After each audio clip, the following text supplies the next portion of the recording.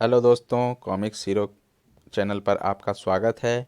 दोस्तों, हमारी आज की कॉमिक्स है डायमंड कॉमिक्स की बिल्लू की कॉमिक्स, जिसका नाम है बिल्लू और फिल्म की हीरोइन। तो दोस्तों, इसका पार्ट 1 है ये। शुरू करते हैं। बिल्लू और फिल्म की हीरोइन। बिल्लू, मैं फिल्म मतवाली के प्रीमियर शो के 2 टिकट्स लाई हूँ, तुम मेरे साथ चलोगे ना? सॉरी जोजी, मैं फिल्म देखने किसी और के साथ जा रहा हूँ। लेकिन हम दोनों का साथ साथ फिल्म देखने का प्लान तय हुआ था। पर फिल्म की हीरोइन मिस के कंचन ने प्रीमियर पर जाने के लिए मुझे इनवाइट किया है। जरा सोचो, एक मशहूर हीरोइन को छोड़कर मैं एक मामूली लड़की के साथ कैसे जा सकता हूँ? इसने मेरी बेइज्जती की है, मैं इसे देख लूंगी। मिस के कंचन की इम्पोर्टेड कार आ गई। बिल्लू, आओ बैठो। आपके साथ फिल्म प्रीमियर पर जाने के लिए मैं अपने आप को सौभाग्यशाली समझ रहा हूँ। Beauty parlour. ड्राइवर, गाड़ी रोको, मैं मेकअप कराकर आती हूँ। पूरा फेस लिफ्ट। मिस के कंचन कितनी देर बाद लौटेंगी? एक आम औरत को मेकअप करने में जितना टाइम लगता है, एक्ट्रेस को उससे 4 गुना ज़्यादा लगता है। बैठे इंतज़ार करो। मैं आ गई ड्राइवर। फिल्म के प्रीमियर पर हज़ारों लोग होंगे, वहाँ बिना मेकअप के जाना मुनासिब नहीं था। सॉरी, तुम्हें इंतज़ार करना पड़ा। मिस के कंचन, आप सचमुच सचमुच बहुत खूबसूरत लग रही हैं। Thank you Billu. ड्राइवर, गाड़ी रोकना। ज्वेलर्स। मुझे जेवरात खरीदने का बहुत शौक है, मैं कुछ लेकर आती हूँ। लेटेस्ट डिजाइन डिज़ाइन के जेवर दिखाइए।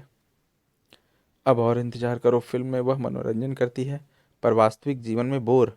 कहो, ये जेवरात कैसे लग रहे हैं? बहुत अच्छे। अगर मैंने जेवरात ना पहने होंगे तो लोगों को कैसे पता चलेगा कि मैं एक महंगी कलाकार हूँ? आप बजा फरमा रही हैं। डायरेक्टर, वह मेरी आने वाली फिल्म सुंदर राजकुमारी के डायरेक्टर का बंगला है। ड्राइवर, वहाँ कार रोकना, स्क्रिप्ट के बारे में बातचीत करनी है। आओ के कंचन, तुम्हें फिल्म की स्टोरी सुना दूं और उसमें तुम्हारा रोल भी तुम्हें समझा दूं। फिल्म की स्टोरी पर बातचीत में कितना टाइम लगेगा? फिल्म लंबी है, बातचीत भी लंबी होगी। शुक्र है वह आ रही हैं। आप फिल्म मतवाली की हीरोइन के कंचन है ना? कृपया ऑटोग्राफ दे दीजिए। कल्लन, हीरोइन के कंचन ऑटोग्राफ दे रही है, क्यों ना हम भी मौके का फ़ायदा उठाएं। Autograph, autograph, autograph, autograph.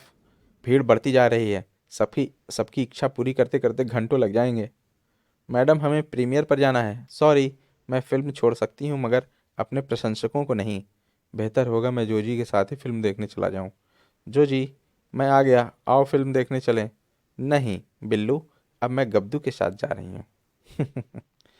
दोस्तों, हमारी अगली कॉमिक्स है क्रिकेट और कंप्यूटर। गब्दू, स्कूल की छुट्टी के बाद आज हम सारा दिन क्रिकेट खेलेंगे। बिल्लू, टीचर ने जो मैथमेटिक्स का ढेर सारा होमवर्क दिया है, वह कौन करेगा? मैं तुम सबका होमवर्क कर दूंगा। वह कैसे? वह बड़ा आसान है, मैं तुम्हें दिखाता हूँ। मेरे घर आओ। मैं कंप्यूटर पर मैथमेटिक्स का होमवर्क करके उसके प्रिंट्स दोस्तों में बांट दूंगा। यह काम मिनटों में हो जाएगा। सचमुच तुम्हारे कथन में दम है। मैं सारे दोस्तों को खेलने के लिए इकट्ठा करता हूँ। कुछ देर बाद सब मैदान में इकट्ठे होते हैं। गब्दू, विष्णु, विक्की, मनोज, सारे साथी मौजूद हैं। सिर्फ मोनू नहीं आया, उसे लेकर मैं आता हूँ। मोनू, सारे दोस्त खेलने के लिए तैयार हैं, तुम भी चलो। नहीं बिल्लू, मैं मैथमेटिक्स का होमवर्क करने में व्यस्त हूँ। मैं कंप्यूटर से सारे हल निकालकर तुम्हें दे दूंगा। कंप्यूटर कभी गलत नहीं हो सकता। नहीं, मैं अपने हाथ से सारे प्रश्नों के हल करना पसंद करूंगा। चलो दोस्तों, अगर मोनू की किस्मत खराब है तो हम क्या कर सकते हैं? और खेल शुरू होता है। स्टाक, कैच, भागो, आसानी से 2 रन बन सकते हैं। दूसरे दिन। दोस्तों, ये रहे मैथमेटिक्स के हल, सबके लिए एक एक प्रिंट है। हा हा हा। स्कूल जाकर हम यह होमवर्क टीचर को दे देंगे। धन्यवाद बिल्लू, तुमने हमें मेहनत से बचा लिया। क्लास में। मोनू को छोड़कर बाकी सारे स्टूडेंट्स के हल गलत हैं। बतौर सजा सबको पीरियड्स खत्म होने तक खड़ा रहना होगा। बिल्लू, तुम तो कहते थे कि इंसान गलती कर सकता है पर कंप्यूटर नहीं, यह कैसे हो गया? रात को अचानक कंप्यूटर में वायरस आ गया और वह खराब हो गया। दोस्तों, हमारी अगली कॉमिक्स है बजरंगी और अक्ल। पहलवान, उदास क्यों बैठे हो? बिल्लू, सब लोग मुझे बेवकूफ़ समझते हैं। क्या कोई ऐसा उपाय नहीं है जिससे मुझ में अक्ल आ जाए? बजरंगी, जब तक तुम्हारी चांद गंजी है तुम्हारे दिमाग में अक्ल नहीं घुस सकती। वह तुम्हारे सिर पर बैठते ही फिसल जाएगी। घास होती तो मैं उगा लेता, लेकिन सिर के बाल मुश्किल हैं। दुनिया में कुछ मुश्किल नहीं, आओ मेरे साथ। ब्रिटिश हुकूमत के ज़माने के एक जज का यह विग मेरे पास रखा है, चाहो तो तुम इसे पहन सकते हो। कुछ ना कुछ तो करना ही होगा। इस विग की कीमत 100 रुपये है। दाम ज़्यादा है क्या? 50 रुपयों में यह मेरा नहीं हो सकता? देखा, विग पहनते ही अकला गई। मेरे सिर पर यह फिट बैठा है। यह लो 50 रुपये। यह टीवी तुमने कितने का खरीदा था? मुझे भी एक लेना है। मम्मी बता सकती हैं? 18,000 रुपयों का। मैं तुम्हें उससे कहीं सस्ता टीवी खरीद कर दिखाऊंगा, क्योंकि मेरे सिर पर एक जज का विग है जो बुद्धिमान माना जाता है। उस दुकान पर जाना चाहिए। मुझे एक टीवी खरीदना है। हमारी दुकान से अच्छा हुआ आपको और कहीं नहीं मिलेगा। देखिए, वास्तविक जैसा चित्र, नेचुरल कलर, आवाज़ साफ, 1 साल की गारंटी, कीमत 18,000 रुपये। मुझे चतुराई दिखानी चाहिए। मैं इसके 500 रुपये दे सकता हूँ। दुकान से बाहर हो जाओ।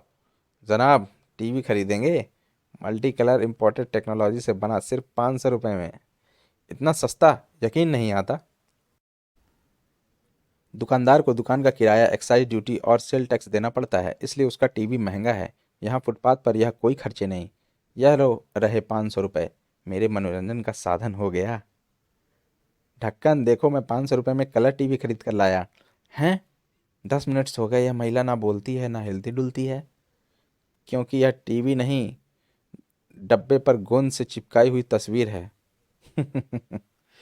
तो हमारी अगली कॉमिक्स है एवरेस्ट पर। बिल्लू, किन विचारों में खोए बैठे हो? जो जी, क्यों ना हम भी कोई एडवेंचर करें और नाम कमाएं। हाँ, नॉर्थ पोल की यात्रा कैसी रहेगी? इतनी दूर जाने की क्या ज़रूरत है? आसपास ही कई स्थान है, जैसे एवरेस्ट की चोटी। ठीक है। बिल्लू, क्या कुछ पीछे भूल तो नहीं गए? नहीं जोजी, कितना सुंदर दृश्य है। यहाँ से हमें एवरेस्ट के लिए चढ़ाई शुरू कर देनी चाहिए। रास्ता दुर्गम है, लेकिन हम विजय पा लेंगे। हो, हमारे नाम काश और नाश हैं। क्या तुम यहाँ सैर सपाटे के लिए आए हो? नहीं, हम एवरेस्ट की चोटी पर पहुँचने की कोशिश कर रहे हैं। वह तुम्हारे बस का नहीं। इतने जोखिम भरे एडवेंचर के लिए हम जैसे हिम्मत वालों की ज़रूरत है। जाओ, सांप सीढ़ी का खेल खेलो। हम तुम्हें विजय प्राप्त करके दिखा देंगे। आज शनिवार है, यह शुभ दिन नहीं है। वहाँ ना जाना। सप्ताह के सारे दिन एक जैसे होते हैं। वे चल दिए। उन्हें ज़रूर कठिनाइयाँ पेश आएंगी। ट्रांजिस्टर पर मौसम का हाल सुनो। यह आकाशवाणी है। आज हिमालय पर्वत पर तूफान आने की संभावना है। हम कल चढ़ाई शुरू करेंगे। तभी, ओह बिल्लू, तेज हवाएं। हवा के झोंके हमें उड़ाए लिए जा रहे हैं। जोजी, पैराशूट खोलो। पैराशूट ठीक वक्त पर खुल गए। हो, वे नीचे उतर रहे हैं। उन बेवकूफ़ों को कहा था कि वे चोटी पर नहीं पहुंच सकते। ओह, फिर हवा के झोंके आए। ये हवाएं पहले से ज़्यादा तेज हैं। हम उड़ रहे हैं, ऊपर और ऊपर। शुक्र है पहाड़ ने हमें थाम लिया। यह एवरेस्ट की चोटी है।